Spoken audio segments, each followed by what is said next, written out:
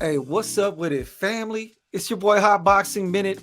Before we do or say anything, hit that like button. Press follow if you haven't already done so. I know it's kind of redundant and y'all are tired of hearing that, but hit that like button. It helps with the algorithm and it helps your boy. I'm trying to get out of engineering, y'all, anyways. Y'all know the deal, your favorite pharmaceutical engineer.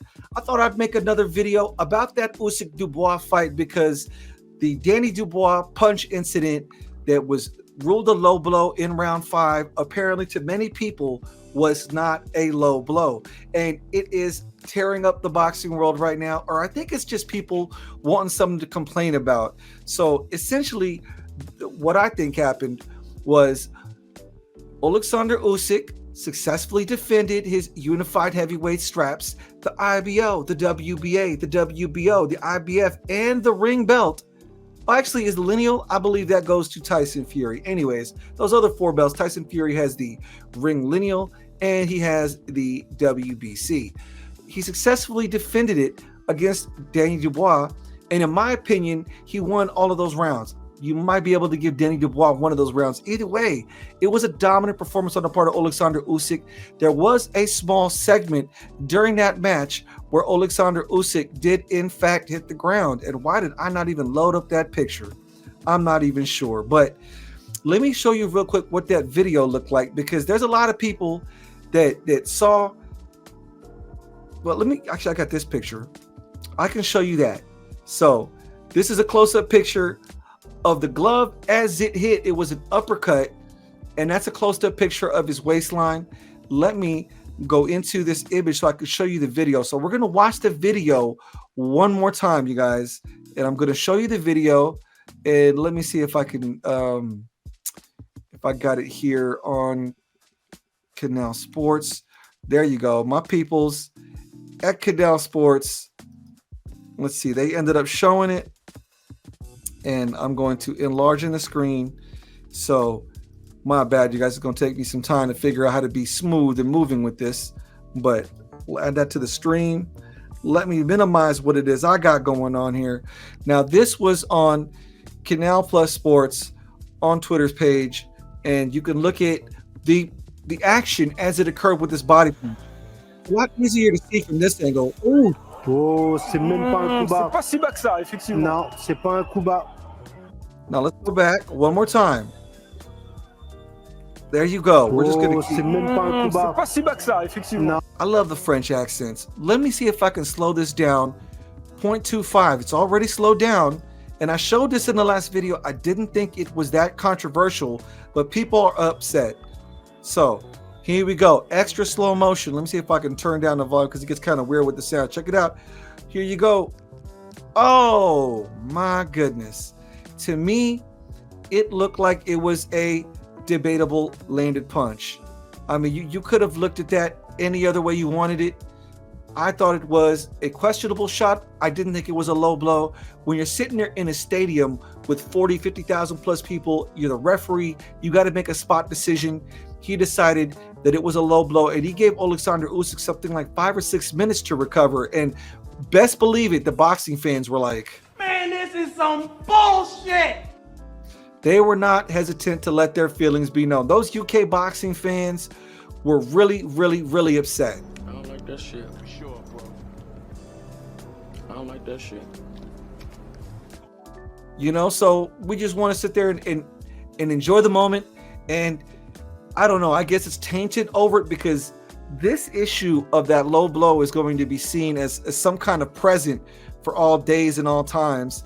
You know, there's a good picture of your boy Oleksandr Usyk. There's his picture of his waist, and clearly someone in his corner had the sense to kind of pull down his waistline.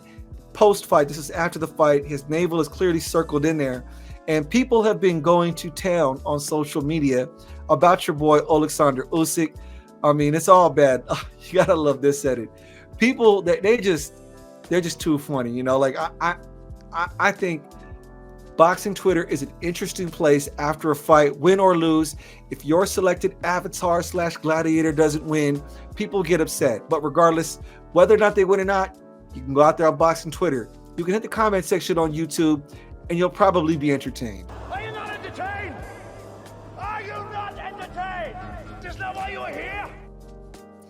Hey, I'm entertained by all these edits. I love it. There you go. What is going on with this waistline?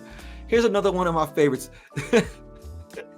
These people are ruthless when it comes to making fun of people. I mean, this is boxing Twitter. There you go. There's your boy George Foreman. George Foreman was famous for having high-rise shorts. So where does the navel and when does it begin? When does it end? I'm not really sure. I believe, if I'm not mistaken, I took a photo of the exact rulings on the part of the associated boxing committees. The rules are hitting an opponent below the navel or behind the ear. That's wrong. So it is below the navel and purposely falling down onto the canvas of the ring without being hit for the purpose of avoiding a blow. That's against the rules. But the main thing I want to show you, and I don't know if it'll zoom in there, but it's the top rule on the website. I don't know if it'll zoom in. Will it zoom in? No, it doesn't zoom in. Oh, maybe it does. I don't know if y'all can read that, but you can see on number 1, hitting an opponent below the navel or behind the ear. That's one of the first rules. So based on the way that punch landed, you know, where's his navel? I'd say his navel is probably about here. The point of the impact might have been about there. I'm not really sure. Either way, it's all up to you. I'm sure if you're a UK boxing fan or you're just a stickler, or some people are even race baiting. Nobody likes the race baiters, y'all, but I guess they're a part of this boxing game, and race baiters, you can't shake them from the sport. You know, just don't be so listen, don't be so mad at the race baiters, y'all. The race baiters don't know any better. They don't know any better.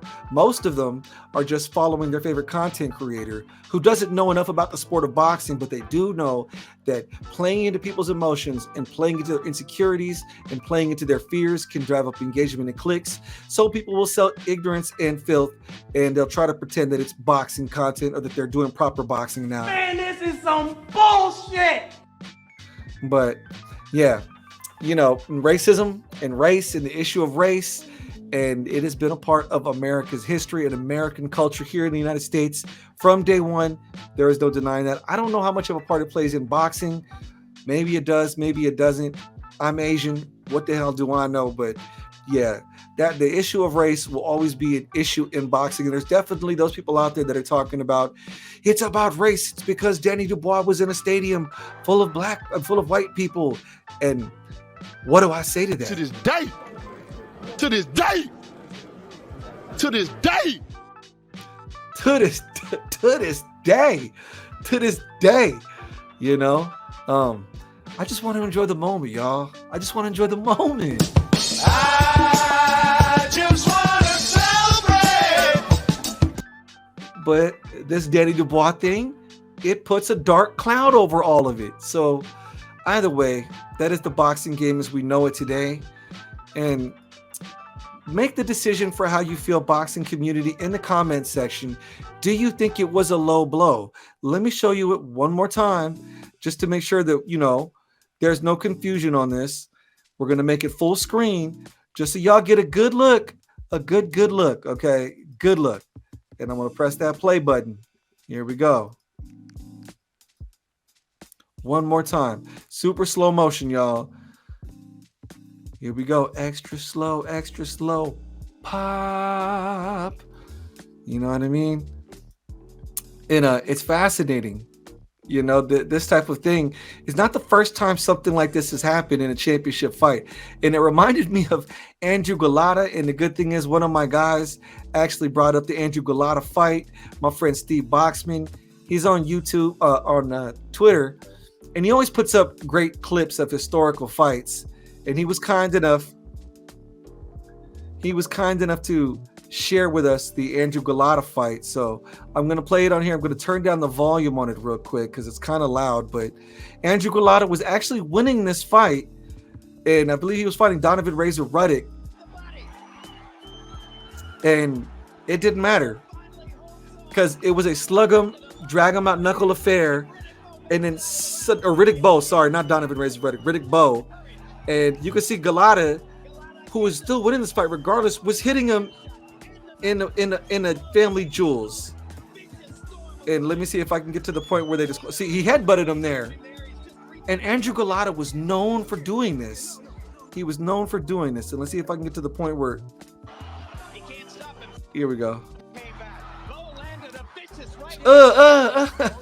No, what are we doing? Leave the family jewels alone. Why would he hit the family jewels? Oh, goodness.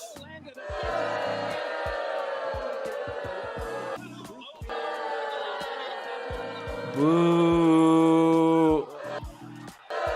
Boo. You can't. Yo, you can't do that. You can't do that. Man is just hitting him in his balls. Like, but that's some boxing history. That was in like the I think it was in the late 90s. Punching him in his balls. Anyways, like I said, boxing folks, what do you think about the decision? In the end, I'm not one to cry about it because I don't think it really makes a difference. I've never really seen too many fights get overturned after the fact. So I don't know. I even give credit to Oleksandr Usyk for being extra, what's the word? Congenial? He was extra congenial to Danny Dubois after the fight. And he even gave him some words of encouragement. You know, he hugged him. He said, "It's okay. You're young. You can dream." Well, I love it that they have this thing.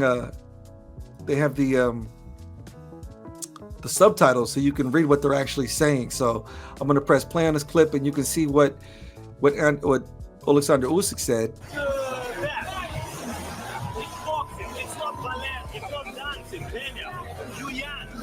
You're young.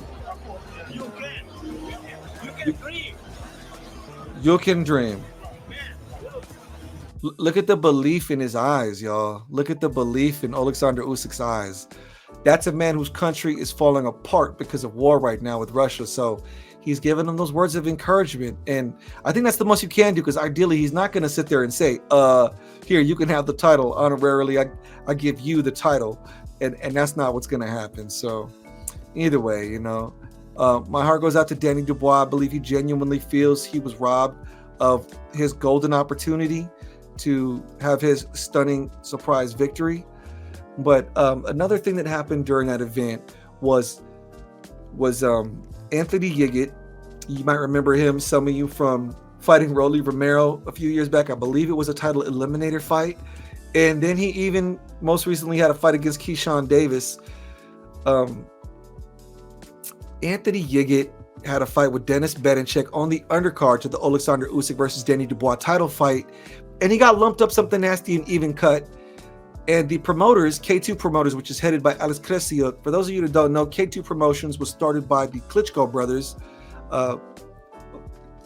And a few years back, they've signed various fighters, which include Triple G, the First Lady of Boxing, Cecilia Brecos, and of course, Oleksandr Usyk. This is K2 Promotions. They were the ones who helped put together that big stadium or football arena fight out there in Warsaw, Poland. And Anthony Yigit got messed up, and they were not trying to send him to the hospital. And I'll let Anthony Yigit tell you the story. And shame on K2 Promotions, Oleksadr Usyk. Why would you treat fighters like that? They risk their lives for this. Give them their medical attention. You cannot leave fighters like this. This would not have gone down in the States, you guys. They have medical specialists, medical professionals at every USA sanctioned boxing event. So I'll let my man Anthony Yigit tell you how it all went down. Right. So after the fight, I have a cut here and I have a cut on my head. And also this is swollen up and I told them I need this stitched, and they told me in the event that they can't do it because they don't have the equipment for it, and that I need to go to a hospital to do it because they have the equipment there. I said, okay, so let's go. And they said, no, we can't take you to the hospital. I said, why? They said, yeah, because the ambulance is only for life-threatening injuries. And I'm like, okay, so what am I supposed to do? And they told me that I need to get to the hospital by myself. So basically, I just fought my fucking heart out, and then they just, like, oh, thank you, Anthony, so much. All right, get the fuck out of here because, we don't care anymore. So I came to the hospital. After a lot of fighting, finally they decided to get me to the hospital with the ambulance, and then they just dumped me there. And luckily they could stitch me up, and now I'm outside the hospital with no ride. I'm just standing here. K2 Promotions, I expected much better from you. You guys are supposed to make sure that fighters are safe. I'm just lucky I didn't get a cut like Badu Jack, or some of the other cuts. You've seen them. What's going to happen then? Huh? If I get cut that bad and you guys can't stitch it up on the place, what's happening then? Woo, that's some intense stuff with Anthony Yiggett right there. Shame on K2 Promotions. Double it up. Yeah. You can't treat the fighters like that, folks. You can't treat the fighters like that. So I just want to shed some light on those issues. Boxing community, I'll ask you again. Is Danny Dubois right? Was he cheated out of his historical moment to become the unified champion, or was that a fair punch? Let me know in the comments section. Hit that like button if you haven't already done so, folks. This is Hot Boxing Minute, the future of boxing analysis on this platform. Till next time, y'all. Peace.